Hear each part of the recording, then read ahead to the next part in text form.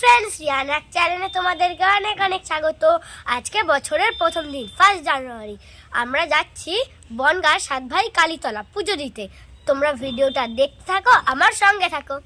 এরপর আমরা স্কুটি নিয়ে বেরিয়ে পড়লাম সাত ভাই কালীতলা মন্দিরের উদ্দেশ্যে। ঠাকুরনগর চাঁদপাড়া পেরিয়ে আমরা বনগাঁ সাত ভাই কালীতলা পৌঁছে গেলাম। আর আমরা এখানে এসেই প্রথমেই আমাদের স্কুটিটা গ্যারেজে রেখে দিলাম। এরপর আমরা গুটি গুটি পায়ে মন্দিরের দিকে এগিয়ে গেলাম। আজকে যেহেতু বছরের প্রথম দিন 1 জানুয়ারি, সেহেতু দর্শনার্থীর প্রচুর ভিড়। এই মন্দিরে শনি ও মঙ্গলবার বেশি মানুষ পুজো দিতে আসে। তবে পৌষ মাসে এখানে এক বিশাল বড় মেলার আয়োজন করা হয় বলে এই মাস জুড়ে প্রচুর ভিড় দেখা যায় এই মন্দিরে। আচ্ছা, তোমরা কি জানো এই মন্দিরের নাম সাত ভাই কালীতলা কেন? এই সাত ভাই কালীতলার নামের পিছনে রয়েছে এক পৌরাণিক ইতিহাস। এই মন্দির প্রতিষ্ঠা হয়েছে আজ থেকে প্রায় 300 বছর আগে। কথিত আছে এই সাত ভাইয়ের ডাকাত দল বাংলাদেশের যশোর জেলার কোনো এক জমিদার বাড়ি থেকে ডাকাতি করে আসার সময় মায়েরই নির্দেশে মা কালীকে নিয়ে এসে বনগাঁর এই বট গাছের নিচে সাত ভাই মা কালীকে প্রতিষ্ঠা করেন। এরপর থেকেই এই মন্দিরের নাম হয় সাত ভাই কালীতলা। যাই হোক, এরপর আমরা সবাই মিলে সাত ভাই কালীতলা মন্দিরের সামনে পৌঁছে গেলাম। আমরা মন্দিরের সামনে গিয়ে দেখি সারি সারি দোকান, সব দোকানদাররা পুজোর বাটা বিক্রি করছে। ওখানে 51 টাকারও ডালা আছে, ওখানে 108 টাকারও ডালা আছে। আমরা আমাদের জুতোটা প্রথমেই খুলে নিয়ে একটা 51 টাকার ডালা কিনে নিয়ে মন্দিরের ভিতরে ঢুকবো বলে হাঁটা শুরু করলাম। তবে কি জানো তো, মন্দিরের সামনের গেট বন্ধ ছিল। বেশি ভিড় হওয়ার কারণে সামনের গেট বন্ধ রেখে যারা যারা পুজো দেবে তাদেরকে পেছনের গেট দিয়ে ঢোকাচ্ছিল। এরপর আমরা মন্দিরের ভিতরে প্রবেশ করলাম। মন্দিরের ভিতরের ভিডিওটা আমরা ভালো করে করতে পারিনি। তার একটা কারণ আছে। কারণটা হলো মন্দিরের ভিতরে ভিডিও করা বারণ ছিল এবং ফটো তোলাও বারণ ছিল, যার কারণে মন্দিরের ভিতরের ভিডিওটা ভালো করে করা হয়নি। এরপর আমরা পুজো দিয়ে বাইরে বেরিয়ে এলাম। আমাদের ইচ্ছা ছিল সাত ভাই কালীতলা মন্দিরে গিয়ে মনস্কামনা পূরণের জন্য ঢিল বাঁধব। আর ঢিল বাঁধতে গেলে তো ঢিল লাগবে, ঢিল পাবো কোথায়? মাটিতে বারবার তাকালাম, কোথাও একটা ঢিল দেখতে পেলাম না। সামনেই দেখি একটা দাদার হাতে ঢিল। সামনের দাদাটা আমার মাসির হাতে দুটো ঢিল দিল, আর ঢিল দুটো দিয়েই বললো 10 টাকা দাম। আমরা তো অবাক, ঢিল সেও নাকি বিক্রি হয়, আজব এক ব্যাপার। যাই হোক, এবার আমরা ঢিল দুটো কিনে নিয়ে মন্দিরের এই বট গাছের নিচে বেঁধে দিলাম। বট গাছের নিচে শয়ে শয়ে ঢিল বাঁধা, কত মানুষেরা ঢিল বেঁধে রেখেছে। আমাদের মতো প্রতিটা মানুষ তাদের মনস্কামনা পূরণের জন্য ঢিল বেঁধে রেখেছে। তোমরা একটু খেয়াল করে দেখো এই গাছের নিচে কত ঢিল বাঁধা আছে। এরপর আমরা ঢিল বাঁধা শেষ করে রাস্তার দিকে এগিয়ে গেলাম। রাস্তার পাশেই মন্দির কমিটির লোকেরা মায়ের ভোগ বিতরণ করছিল। আমি আমার মাসির হাত ধরে গট গট করে সামনের দিকে এগোতে লাগলাম। সামনে গিয়েই দেখি প্রসাদের লাইনে প্রচুর ভিড়। আমাদেরও খিদে পেয়েছিল, আর তার সাথে মায়ের গরম গরম খিচুড়ি প্রসাদ খেতে কে না ভালোবাসে। তাই প্রসাদ খাওয়ার জন্য আমরা লাইনে দাঁড়িয়ে পড়লাম। আমার মাসিও আমার সঙ্গে লাইনে দাঁড়িয়ে পড়লো। দেখো কত ভিড়, তোমরা দেখতেই পাচ্ছ কত লম্বা লাইন। সবাই প্রসাদ খাওয়ার জন্য অধীর আগ্রহে লাইনে দাঁড়িয়ে আছে। সামনে গিয়ে দেখি খিচুড়ি আর তরকারি দেওয়া হচ্ছে। আমরা পুরো সামনে এগিয়ে গেলাম। এরপর গরম গরম খিচুড়ি আমরা নিয়ে লাইন থেকে বেরিয়ে গেলাম। এরপর চলে গেলাম একটা দোকানের সামনে। খিচুড়িটা এতই গরম ছিল যে কোথাও একটা রাখার দরকার ছিল। এরপর একটু খেয়াল করে দেখলাম সামনে একটা দোকানে একটু ফাঁকা জায়গা আছে। সেখানে আমরা আমাদের প্লেটগুলো রাখলাম। এরপর আমরা খিচুড়ি খাওয়া শেষ করে দোকান থেকে বেরিয়ে একটু সামনের দিকে এগিয়ে গেলাম। সামনে এগিয়ে দেখি একটা ব্রিজ। আমরা ব্রিজের ওপর উঠে পড়লাম। আর ব্রিজের পাশে ছিল রেল লাইন। আমি আমার মাসি সবাই মিলে ব্রিজ থেকে হাঁটতে লাগলাম। দেখো তোমরা, ব্রিজটা কত সুন্দর, তবে ব্রিজের পাশে বড় বড় ফাঁকা, যার কারণে ব্রিজ দিয়ে হাঁটতে আমার ভয় লাগছিল। তাই আমার মাসি আমার হাত শক্ত করে ধরে ব্রিজে হাঁটছিল। এবার আমরা ব্রিজ থেকে নেমে সোজা চলে গেলাম আর একটা মন্দিরে। চলো তোমাদের এবার এই মন্দিরটা একটু ঘুরে দেখাই। এই মন্দির ঘিরে বসেছে এক মেলা।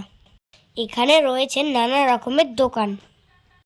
আমার মাসি যে কপালে সিঁদুরের টিপটা পরা ছিল সেটা পুরো লেপ্টে গেছে। মাসি ফোন দেখে সেটা মোছার চেষ্টা করছিল।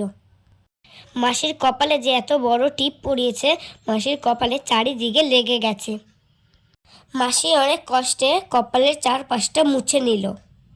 আমার তো মাসির কপালটা দেখে খুব হাসি পাচ্ছিল। যাই হোক, এরপর মাসি যতটা পেরেছে কপালটা মুছে নিয়ে আমার হাত ধরে সামনের দিকে এগিয়ে গেল। আমি আর আমার মাসি হাঁটতে হাঁটতে ভিতরের দিকে চলে গেলাম। এই মন্দিরটা তো ভালো রকমের ভিড় ছিল।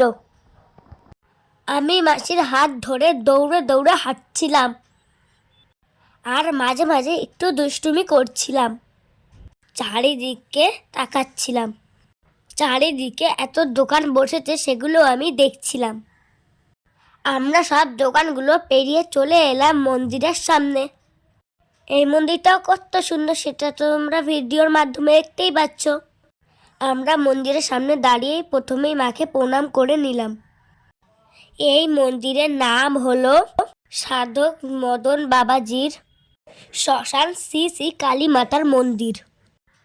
যেসব দর্শনার্থীরা সাত ভাই কালীতলা মায়ের মন্দিরে পুজো দিতে আসে, তার মধ্যে অধিকাংশ মানুষ এই শ্মশানকালী মায়ের মন্দিরেও এসে থাকে, যার কারণে এই মন্দিরেও ভালো ভিড় হয়। এত লোক সমাগমের জন্য এখানেও ছোটোখাটো একটা মেলা বসে থাকে। এই মেলায় রয়েছে নানা রকমের দোকান। এখানে বসেছে কুর্তির দোকান, ফুচকার দোকান, পাঁপড়ের দোকান, আইসক্রিমের দোকান, আরও কত কী। সাথে আছে বাচ্চাদের খেলনার দোকান, ঘুগনির দোকান, হাওয়াই মিঠাইয়ের দোকান। এত রকমের দোকান দেখে আমার একটু খাবার খেতে মন চাইলো। আমি মনে মনে ভাবলাম এখান থেকে কি খাওয়া যায়, আর তারই সাথে মাসির একটু ফোন নিয়ে দুষ্টুমি করছিলাম। এরপর আমি আমার মাসির কাছে গিয়ে বললাম একটু ফুচকা খাবার কথা। তারপর ফুচকা কাকুর কাছে গিয়ে জানতে চাইলাম 10 টাকার কটা ফুচকা। ফুচকা কাকু আমাদের বলল 10 টাকায় 5টা ফুচকা। আমি তখন ফুচকা কাকুকে বললাম আমাদের ওখানে তো 10 টাকায় 6টা ফুচকা, এখানে তুমি 10 টাকায় 5টা ফুচকা দিচ্ছ কেন? তখন আমার মাসি পাশ থেকে বলে উঠল, এটা গোবরডাঙ্গা নয়, মেলা বলে কথা, 10 টাকায় 5টার বেশি কি কখনো দেবে?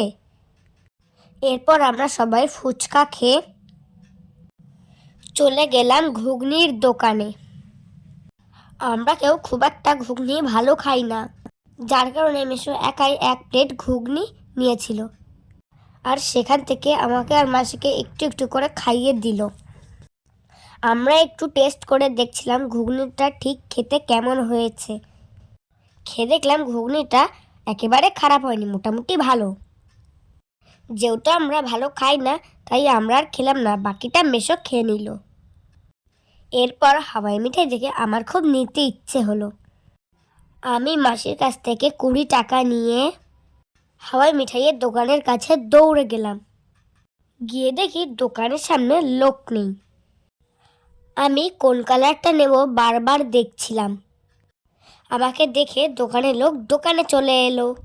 এরপর আমি এই সবুজ কালারটা পছন্দ করলাম। এরপর আমি দোকানের আঙ্কেলটাকে বললাম, আমাকে এই কালারের হাওয়াই মিঠাইটা দাও। উনি এই হাওয়াই মিঠাইটা আমাকে ছিঁড়ে দিল। আমি ওনাকে 20 টাকা দিয়ে হাওয়াই মিঠাইটাকে কিনে নিলাম। হাওয়াই মিঠাইটা পেয়ে আমি কি খুশি, খুশিতে একটু লাফঝোপ দিয়ে দিলাম। এরপর আমরা ব্রিজে উঠে বাড়ির দিকে রওনা হলাম। আর বাড়ি যাওয়ার আগে ব্রিজে দাঁড়িয়ে আমি, আমার মাসি, আমরা সবাই মিলে কিছু ফটো তুলে নিলাম। ব্রিজটা এত সুন্দর যে তোমাদের সবারই ইচ্ছে করবে ব্রিজটাকে ক্যামেরায় বন্দি করি। প্রাণে তো ভয় লাগছিল, তার সাথে ফটো তুলতেও ইচ্ছে করছিল। আর আমরা দেখলাম আমাদের পাশে সবাই ফটো তুলছে। আমরা আর বাদ থাকি কেন? আমরাও দাঁড়িয়ে পড়লাম ফটো তোলার জন্য। তারপর ফটো তুললাম, ইনস্টাগ্রামে ভিডিও করলাম। ফটো তোলা, ভিডিও করা সব কিছু শেষ করে আমরা সবাই সামনের দিকে গুটি গুটি পায়ে এগোতে লাগলাম। আমি তো ভিডিও শুরুতেই বলেছি আমার ভয় লাগছিল, তাই আমি মাসির হাত ধরে টুকটুক করে এগোতে লাগলাম। এরপর মাসি আবার জিজ্ঞাসা করলো, আর কি খাবি? আমি বললাম, আইসক্রিম খাবো। আমার তো আইসক্রিম ভীষণ প্রিয়, সেটা তো তোমরা জানো। এবার আমরা মেলার মাঠ থেকে আইসক্রিম কিনে নিলাম। এটা হচ্ছে আর একটা মেলা, 7 ভাই কালীতলা মন্দিরের মেলা। এখান থেকে আমুলের 2টো কর্নেটো আইসক্রিম কিনলাম। তোমাদের বলে রাখি, মেলা থেকে আইসক্রিম কেনার আগে দামটা অবশ্যই তোমরা শুনে নেবে, কারণ আমরা 2টো আইসক্রিম কিনে নেওয়ার পর যখন দাম জিজ্ঞাসা করলাম, আইসক্রিম কাকু বলল 2টো কর্নেটো আইসক্রিমের দাম 80 টাকা। শুনে তো আমরা অবাক, 35-এর আইসক্রিম চাইছে 40 করে। এখানে ডাকাতের মতো দাম নিচ্ছে, যাকে বলে গলা কাটা দাম। আইসক্রিমের দাম শুনে মাসির সাথে আইসক্রিমের কাকুর ঝগড়া বেঁধে গেল। যাই হোক, আইসক্রিম যখন কেনাই হয়ে গেছে আর কি করা যাবে। যাই হোক, আমরা আইসক্রিম 2টো খেয়ে স্কুটি করে বাড়ি চলে এলাম।